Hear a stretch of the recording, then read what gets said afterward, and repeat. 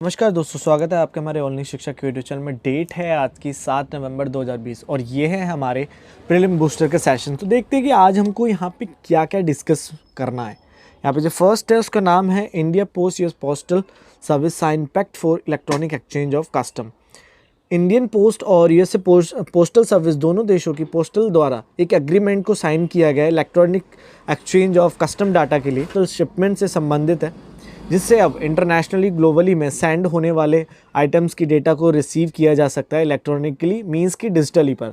इस एग्रीमेंट के आने से इलेक्ट्रॉनिक डेटा होने से उन आइटम्स को ट्रैक किया जा सकेगा और वे कब तक अपनी डेस्टिनेशन पर पहुंचेंगे ये सब जानकारी प्राप्त की जा सकेगी। इस एग्रीमेंट के द्वारा पोस्टल सर्विसेज की परफॉर्मेंस को रेस किया जाएगा, जिससे सिक्योरिटी से संबंधित एक ट्रांसपेरेंसी रहेगी और एक पर्सन द्वारा फिर से पोस्टल सर्विस को और अच्छे से अवेल किया जाएगा। इस एग्रीमेंट से एक्सचेंज और इलेक्ट्रॉनिक एडवांस डेटा से दोनों देशों इंडिया और यूएसए के ट्रेड को बढ़ाया जाएगा, जिससे इंडिया द्वारा ज़्यादा से ज़्यादा एक्सपोर्ट किया जाएगा यूएसए को इस पोस्टल चैनल के द्वारा। यूएसए एक काफ़ी अच्छी मार्केट है एमएसएमई प्रोडक्ट्स के लिए, जेम ज्वेलरीज के लिए, फार्मास्यूटिकल प्रोडक्ट्स के लिए और अन्य प्रोडक्ट्स के लिए, जिसकी डिमांड को फुलफ़िल किया जा सकता है इस पोस्टल पैक्ट के द्वारा। नेक्स्ट है हमारा बुल स्ट्राइक। इस बुल स्ट्राइक एक्सरसाइज या एक जॉइंट एक्सरसाइज है भारत के तीनों सर्विसेज की, इंडियन आर्मी की, नेवी की, एयरफोर्स की। इस एक्सरसाइज को हेल्ड अंडमान और निकोबार में किया जाता है। यह 3 दिन की एक्सरसाइज है, वहाँ के टेरेसा आइलैंड पर की जाएगी इस बार। इस एक्सरसाइज के द्वारा तीनों सर्विसेज के बीच में इंट्रा ऑपरेबिलिटीज़ को बनाया जाता है कोऑर्डिनेट करने से, जिससे सिक्योरिटी थ्रेट को ख़त्म किया जा सके। इस एक्सरसाइज में तीनों सर्विसेज के टोटल 170 ट्रुप्स पार्टिसिपेट करते हैं, जिनके द्वारा तीनों सर्विसेज द्वारा उनके वेस तरीकों को मिलाकर इस एक्सरसाइज को रन किया जाता है। नेक्स्ट है हमारा Parampara series 2020। Vice president of India mister M Venkaiah Naidu द्वारा परंपरा सीरीज़ 2020 को लॉन्च किया गया है, जो नेशनल फेस्टिवल है म्यूज़िक और डांस का, जिसे ऑर्गेनाइज़ किया गया है नृत्य तरंगिणी और यूएन द्वारा। नृत्य तिरंगनी द्वारा इसे ऑर्गेनाइज पहले भी 23 साल से किया जा रहा है। आज कोविड के आने से सब कुछ बंद होने से, जिसमें डांस और म्यूज़िक सारे के सारे फेस्टिवल्स ख़त्म हो गए हैं और हर साल इसे ऑर्गेनाइज़ किया जाता था, इसे फिर से अभी ऑर्गेनाइज़ किया जा रहा है इस परंपरा सीरीज़ को। परंपरा सीरीज़ यह एक फेस्टिवल होता है जिसे साल में हेल्ड किया जाता है, जो फेस्टिवल होता है म्यूज़िक और डांस का। नेक्स्ट है हमारा young advocate welfare fund scheme in Tamil Nadu. इस स्कीम को लॉन्च किया गया तमिलनाडु द्वारा। इस स्कीम से उन यंग फ्रेशर कैंडिडेट्स को हेल्प मिलेगी जो एडवोकेट की स्टडी करते हैं। इस स्कीम से उन कैंडिडेट को हर मंथ 3,000 रुपये की फाइनेंशियल एड दी जाएगी 2 साल तक, उन लॉयर्स व कैंडिडेट्स को जो लॉ कॉलेजेस से पढ़कर प्रैक्टिस के लिए आ रखे होते हैं। नॉर्मली होता क्या है कि एक फ्रेशर द्वारा जब कॉलेज की स्टडी के बाद जब वे प्रैक्टिस करने के लिए जाते हैं तो उन्हें एक अच्छा सा प्रैक्टिशनर बनने में कम से कम 4 साल लगते हैं और इनिशियल पीरियड में उनको कम से कम 2 साल के लिए सस्टेन करने के लिए उनके पास मनी नहीं होता, क्योंकि वो बहुत ज़्यादा पुअर बैकग्राउंड से होते हैं, जिसके लिए इस एड को दिया जाएगा, जिससे कि प्रमोट किया जा सके एडवोकेट को ज़्यादा से ज़्यादा इनिशियल लेवल्स पर। नेक्स्ट है हमारा वर्ल्ड स्नो लेपर्ड डे 23 अक्टूबर। वर्ल्ड स्नो लेपर्ड डे को 23 अक्टूबर को सेलिब्रेट किया जाता है। इस डे का एम है कि कंजर्व और प्रोटेक्ट करना स्नो लेपर्ड्स को। इस डे पर वर्ल्ड स्नो लेपर्ड डे को 23 अक्टूबर 2013 को इसे बनाया गया था इस डे को, और बिसेक डिक्लेरेशन के द्वारा उनकी 12 मेंबर कंट्री द्वारा इसे अडॉप्ट किया गया था। स्नो लेपर्ड एक वो घोस्ट कहा जाता है माउंटेन्स के इकोसिस्टम को जो मैनेज और बैलेंस करता है, वहाँ पर जो फूड एनिमल्स के किलिंग में सबसे टॉप प्रेडेटर माना जाता है। स्नो लेपर्ड का हैबिटेशन हाई एल्टीट्यूड पर पाया जाता है सेंट्रल और साउदर्न एशिया में, जहाँ पर सबसे ज़्यादा कोल्ड क्लाइमेट होता है। भारत के हैमिस नेशनल पार्क में इन स्नो लेपर्ड की सबसे ज़्यादा अच्छी कंजर्वेशन व पॉपुलेशन पाई जाती है। इन्हें IUCN की रेड लिस्ट वल्नरेबल में रखा गया है।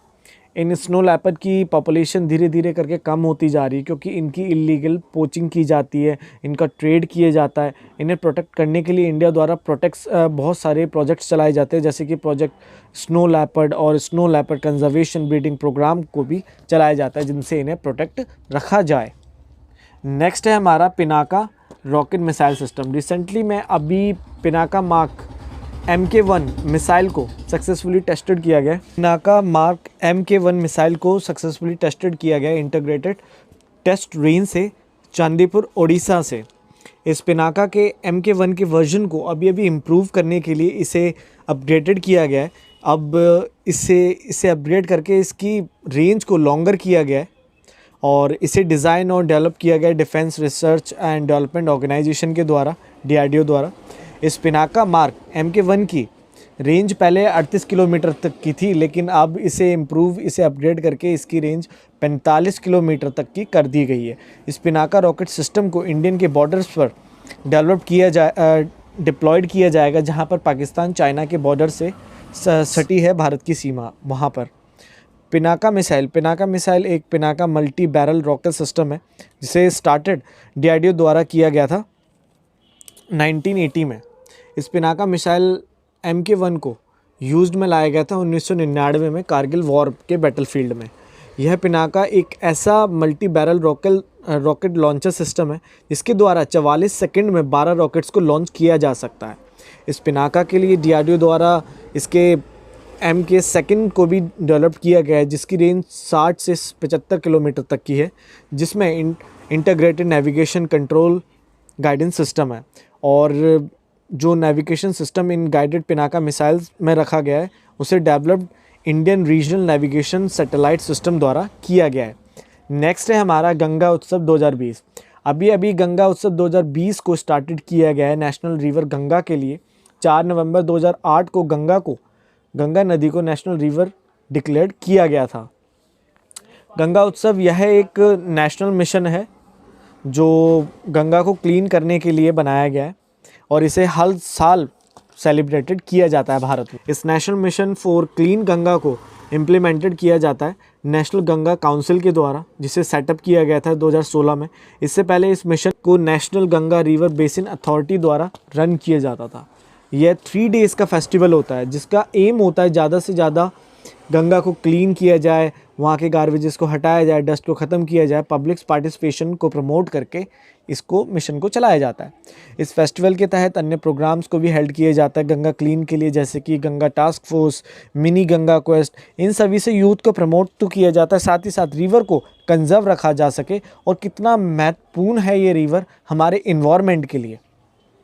यह और गंगा रिवर के बारे में थोड़ा सा कुछ जान लेते हैं। गंगा रिवर यह एक लॉन्गेस्ट रिवर है भारत की, जो 2510 किलोमीटर तक की बहती है, जो काफ़ी धार्मिक रिवर है हिंदू कल्चर के लिए। यह रिवर ओरिजिनेट होती है गंगोत्री ग्लेशियर से, हिमालय से, भागीरथी रिवर से, और जो धीरे धीरे करके अन्य रिवर्स के साथ बहती है। अलकनंदा, यमुना, सन, गोमती, कोशी, घाघरा रिवर। गंगा रिवर में बेसिन काफ़ी ज़्यादा फर्टाइल पाया जाता है। इस रिवर में गंगास रिवर डॉल्फिन का इनहैबिटेंट पाया जाता है। यह गंगा रिवर अपना एक गंगा डेल्टा बनाती है सुंदरबन बांग्लादेश में, जहाँ पर एंड में जाकर ये रिवर बे ऑफ बंगाल में गिरती है। तो गाइस, ये था आज का हमारा prelim booster and I wish कि आपको समझ आया होगा। अगर आपको वीडियो समझ आए तो प्लीज़ वीडियो को जल्दी से लाइक, शेयर एंड सब्सक्राइब जरूर करें। Please more and more share करें इसे। Thank you very much.